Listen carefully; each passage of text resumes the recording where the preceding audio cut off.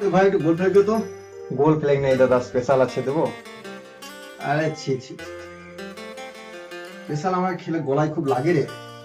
ছি, ঠিক আছে যাচ্ছি, তো এই খেয়ে কাজ চালা।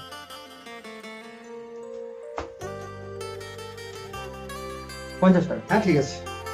এখন যা ঠান্ডা, পার ডে 1 প্যাকেট না হলে ঠিক হচ্ছে না, বুঝলি? শীতটা ঠিক বেশি লাগছে নাকে। দাদা কিছু না মনে করলে একটা কথা ছিল, বলবো? হ্যাঁ বল।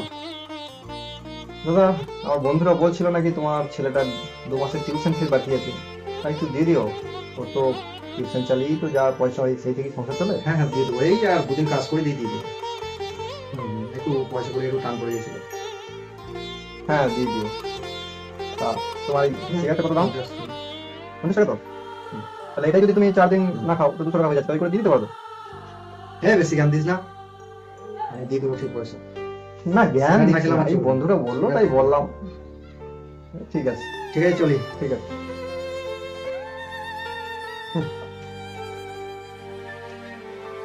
সিগারেট খাওয়ার পয়সা আছে, আর বাচ্চাকে টিউশন ফি দিয়ে পড়ানোর পয়সা।